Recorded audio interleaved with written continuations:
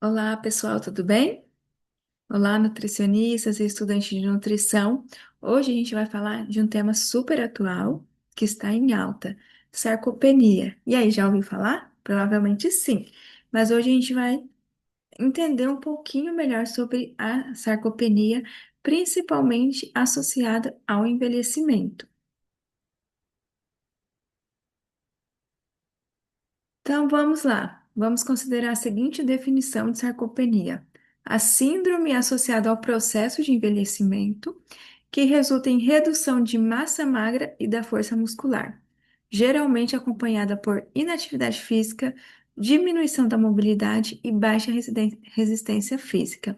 Então, a sarcopenia nada mais é do que a redução da massa magra, do músculo, né?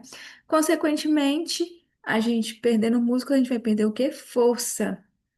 E está associado ao quê? Ao envelhecimento, a gente vai ver que com o decorrer do tempo, a tendência é realmente perder músculo, mas a inatividade física potencializa, né, acelera a perda desse músculo. E a gente sabe, sem músculo a gente não consegue fazer nada.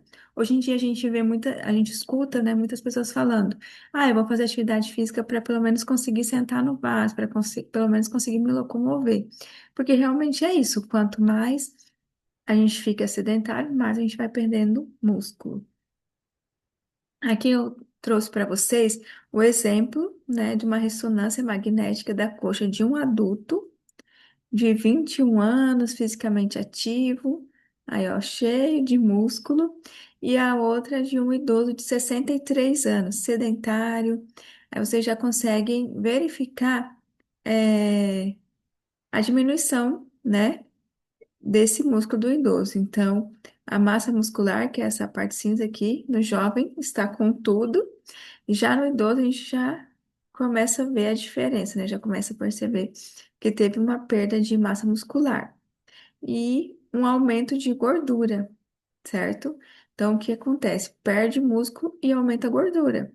Gordura não ajuda no movimento, né? Todo mundo tá ligado. Então, a gente tem que ter músculo. Então, desculpa. O desenvolvimento da sarcopenia é um processo. O desenvolvimento da sarcopenia é um processo multifatorial. O que que é isso? Vários fatores podem influenciar e contribuir para o desenvolvimento da sarcopenia. Incluindo o quê, né? Tem algumas coisas que sempre que a gente falar de sarcopenia, a gente pode ficar atento que vai ter algum desses sinais, né? Alterações hormonais, perda de neurônios motores, nutrição inadequada, inatividade física e baixo grau de inflamação crônica.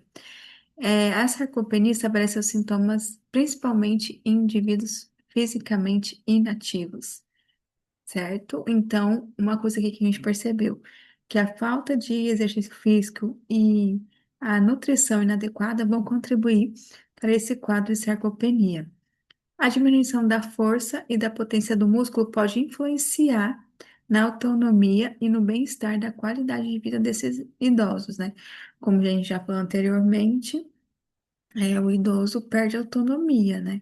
Sem músculo, ele não vai conseguir andar sozinho, não vai conseguir ir no banheiro sozinho, não vai conseguir realizar atividades simples, né?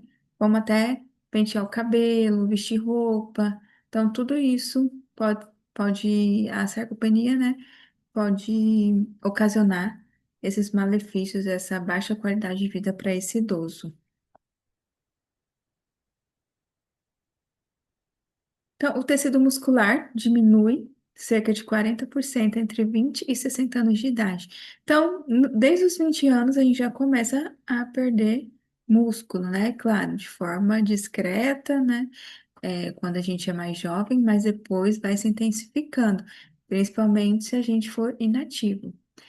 Essas alterações elas estão relacionadas com o envelhecimento e indivíduos fisicamente ativos e saudáveis também podem apresentar, né, uma perda de massa muscular, mas só que menor. Ou seja, né, a gente vai acabar perdendo. Então, com o exercício, a gente vai diminuir, né, essa perda, a gente consegue diminuir o aceleramento dessa perda. principalmente em membros inferiores, né? E onde a gente utiliza, né? A gente precisa de músculo para parte da locomoção. E ganho de gordura corporal, em cerca de 7,5%, né, a cada década. Ou seja, a gente vai perder músculo e ganhar gordura. E isso a partir dos 40 anos, né, de forma um pouco discreta. E a gente percebe uma alteração mais acentuada após os 50 anos de idade. Em idosos, o processo da sarcopenia acontece com o avanço da idade, como eu falei. A gente vem perdendo ao longo da vida, mas isso pode se intensificar com o avanço da idade, principalmente que geralmente a alimentação, a nutrição não vai estar de forma adequada. Muitas vezes é, tem a situação da inatividade física, tudo isso vai contribuir para esse processo, né? Aqui o exemplo, e aí, como que a gente quer chegar na terceira idade, né? Lembrando que a gente está projetando, a gente está cuidando da nossa terceira idade agora. Então, começa agora o processo de envelhecimento. Então, a diminuição das consequências também tem que começar agora.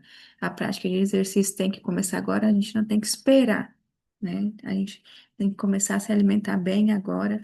Tudo isso visando uma boa qualidade de vida quando a gente chegar, na terceira idade. Por outro lado, a sarcopenia pode ocorrer também de forma secundária, se a pessoa tiver alguma doença, né, sistêmica, algum processo inflamatório, alguma falência de órgãos, né? A gente acaba perdendo músculo. Então, tem a questão do envelhecimento, mas também questões relacionadas a outras doenças, né? Que pode levar à perda de músculo. A inatividade física também contribui, como eu já falei anteriormente, né? Fica até redundante, mas a inatividade física, ela contribui para o desenvolvimento da sarcopenia. Ou seja, o estilo de vida vai influenciar bastante. E aí a gente pensa só na questão de locomoção, mas pode influenciar, né, em várias questões na saúde do indivíduo. A musculatura esquelética constitui o maior tecido do corpo e compreende a maior massa celular e maior componente proteico do organismo. Então, onde a gente tem nossas proteínas estocadas, podemos dizer assim, a grosso modo. Então, a relação direta com a integridade morfofuncional da unidade motora, com a saúde e a qualidade de vida do indivíduo. A descoordenação nervosa e a falta, né, de atividade ou imobilismo levam à hipotrofia muscular, que é isso nada mais é do que perder músculo, né? E a desmineralização óssea com consequente debilitação da força, equilíbrio e também, como eu falei, né, a gente não vai conseguir, muitos idosos, né, não conseguem realizar atividades simples, né, do dia a dia. E no Brasil,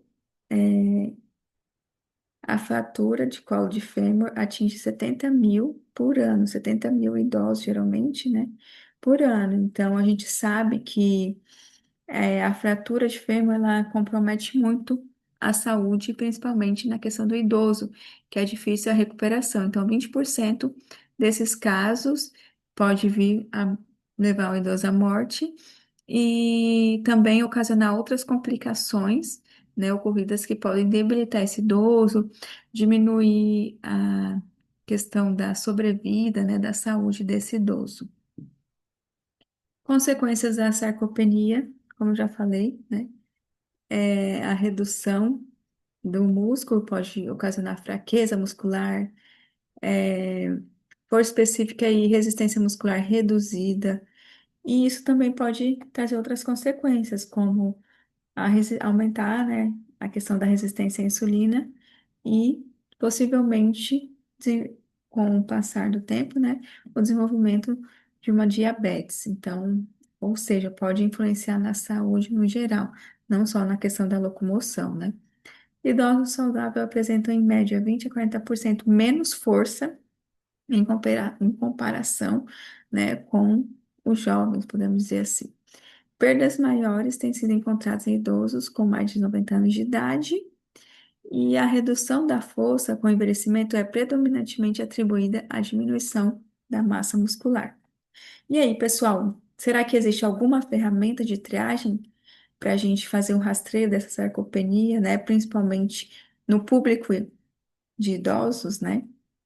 A gente tem dois questionários que eu vou mostrar para vocês, que é bem simples, que a gente pode aplicar e verificar, né, se tem sinal sugestivo ou não de perda de músculo, né? Então, a gente vai avaliar a força, quanto a pergunta, né, seria o quanto de dificuldade você tem de levantar e carregar 5 quilos, né? A gente dá o exemplo, e, por exemplo, um saco de arroz. Então, vai falar, não, não tenho nenhuma não tenho nenhuma dificuldade, ou eu tenho, então a gente vai pontuar. E para caminhar, o quanto de dificuldade tem para atravessar um cômodo? Levantar da cadeira, quanto de dificuldade tem para levantar de uma cama ou cadeira? Subir escadas, o quanto de dificuldade tem de subir um lance de escadas de 10 degraus? E aí a gente vai somar. De 0 a 3 sem sinais sugestivos de sarcopenia no momento, mas claro, a gente tem que avaliar, né? E ter cuidado para ver se realmente esse idoso não tem dificuldade. A gente pode fazer o teste, por exemplo, se a gente estiver atendendo um paciente no consultório, né? E maior que 4 sugestivo de sarcopenia. Então, é importante prosseguir com a investigação e fazer o diagnóstico completo. Tem outro também que a gente vai avaliar, mas leve em consideração também. Tem as perguntas que eu já fiz, que eu já informei anteriormente, mas acrescido de mais duas, né? As quedas. Quantas vezes você caiu no último ano? E a panturrilha. A gente vai medir a panturrilha e aí a gente vai verificar se está maior que 33 ou menor para mulheres e se está maior ou menor de 34 para homens. Então, a baixa, como a gente pode, tem outro método que a gente pode utilizar para avaliar? Sim, tem outros métodos que a gente pode utilizar para fechar diagnóstico, para comprovar, né? Não tão baratos assim, mas que podem ser realizados.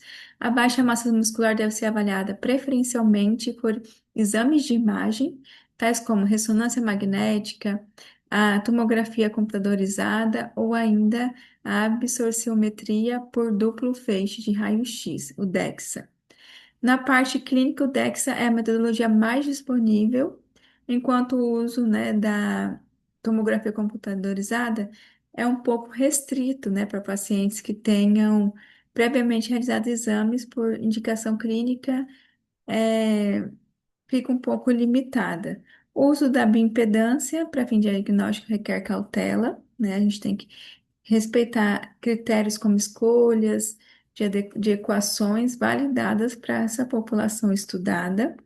E para estudos populacionais, por exemplo, eu vou avaliar um grupo grande de idosos, medidas antropométricas como a circunferência da panturrilha tem se mostrado uma opção viável. Então, não tem condições, né, desses outros exames que são um pouquinho mais caros, a gente tem a opção da circunferência da panturrilha. É um método bem viável. De acordo com as últimas recomendações, o diagnóstico de sarcopenia é baseado em dois critérios: a diminuição da força e a baixa quantidade de massa muscular. Então, a baixa quantidade muscular, a gente pode avaliar a circunferência da panturrilha e a gente pode avaliar também a questão da diminuição da força, né? Aí a gente avalia através da dinamometria manual. Eu vou mostrar para vocês a foto. Então, a gente avalia a força. O idoso tem um aparelho que ele aperta, né? E aí a gente consegue ter a dimensão da força desse idoso.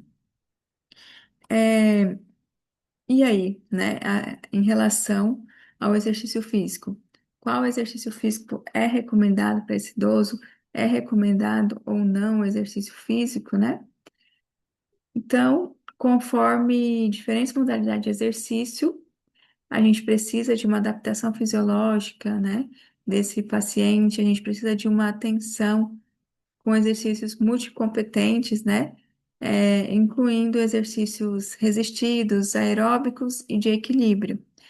Deve ser indicado para esse idoso, né, com sarcopenia. Claro, a gente precisa de uma avaliação prévia de toda é, profissionais qualificados, né, para, de acordo com a limitação do idoso, de acordo com a realidade daquele idoso, fazer a indicação do exercício. E aí a gente também precisa de melhorar essa alimentação, né? Como eu falei, a nutrição ruim e a falta de exercício podem ter grande impacto. Então, e aí, como que a gente vai fazer essa recomendação? Em idoso com baixo peso, né, o IMC menor que 22, a gente vai aumentar as necessidades energéticas entre 32 a 38 calorias por quilo de peso. E a ESPEN, né, recomenda o consumo de 1 a 1,2 de proteína por dia para idosos saudáveis e um aumento adicional da ingestão de 1,2 a 1,5 gramas por quilo de peso por dia para o idoso que estão desnutridos. Então, o que a gente vai fazer? Aumentar o aporte calórico se desnutrido e aumentar a proteína, certo? E se ele tiver mais, né, se tiver com quadro de desnutrição crônica, enfim, a gente vai aumentar de 1,2 a 1,5 para esse paciente. E aí, qual seria a melhor fonte proteica? Que eu vi ali, a gente viu ali que tem que aumentar a proteína, né?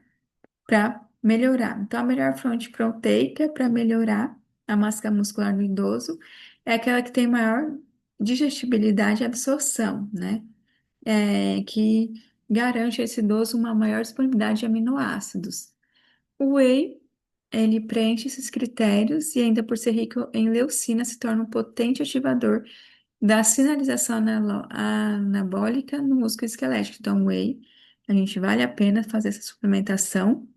E sem contar que é mais eficiente, né, que na formação sólida, porque muitas vezes esse idoso vai ter ausência de dentes, falta de adaptação da prótese dentária, então a proteína líquida, né, na forma líquida, como whey, é bastante válido. E aí, você que está agora assistindo, que é jovem, o que que você está fazendo para prevenir a sarcopenia?